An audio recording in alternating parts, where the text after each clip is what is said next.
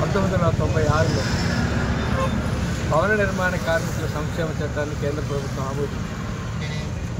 ఈ రాష్ట్రంలో 2006 నుంచి భవన నిర్మాణ కార్మికుల సంక్షేమ చట్టం అమలు జరపడానికి ప్రభుత్వం అంగీకరించింది. దీనివల్ల కార్మికుల నుంచి సభ్యత్వం వసూలు చేస్తున్నారు. భవన నిర్మాణాలు ఏదైతే నిర్మాణాలు చేసుకుంటున్నారో వాడి దగ్గర నుంచి కూడా 1% సెస్ వసూలు చేస్తున్నారు.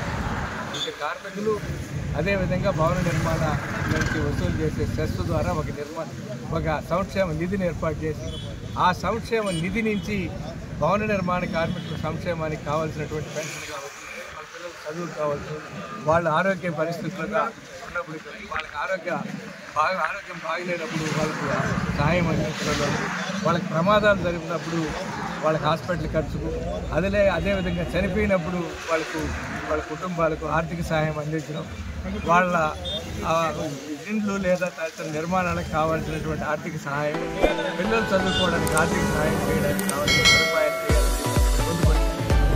కానీ కాలక్రమంలో ఏం చెప్తున్నది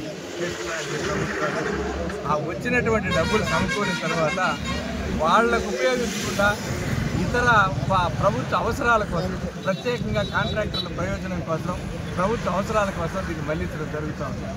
అవసరాల కోసం నిధి ఉంటే ప్రభుత్వ అవసరాల కోసం తీసుకోవచ్చు, కానీ అవసరమైనప్పుడు మళ్ళీ దాన్ని ఇవ్వాల్సినటువంటి పరిస్థితి ఉంది. కానీ ఆ విధంగా ఇవ్వకుండా కేవలం ప్రభుత్వం ప్రకటించినటువంటి సంక్షేమ పథకాలు మీకు అమలు చేస్తామని చెప్తున్నారు. అది మీరు ఇచ్చేటటువంటి భిక్షం కాదు. మాకు హక్కుగా ఏదైతే ఉందో చట్ట ప్రకారం దాన్ని రావాలని వాళ్ళు డిమాండ్ చేస్తున్నారు. దాంతోపాటు ఈ హమాలీ కార్మికులు, ఆటో కార్మికులు, ఇళ్లలో పనిచేసే కార్మికులు, వ్యవసాయ కార్మికులతో సహా ఉన్నటువంటి అసంఘటిత రంగ కార్మికులు కార్మిక వర్గంలో దాదాపు 93% ఉన్నారు. వాళ్ళందరికీ కూడా ఇట్లాంటి చట్టం తీసుకొచ్చి నిధిని ఏర్పాటు చేయాలని చెప్పి మేము డిమాండ్ చేస్తున్నాం. ఈ బడ్జెట్ సమావేశాలైనా దీని మీద ప్రత్యేకంగా చర్చించి ఈ నిధిని ఉన్నటువంటి దాన్ని సక్రమంగా అమలు చేయండి. ఈ చట్టాలు లేనటువంటి కార్మికులు కూడా చట్టాలు చేసి ఒక నిధిని ఏర్పాటు చేయాలని చెప్పని మేము డిమాండ్ చేస్తున్నాం.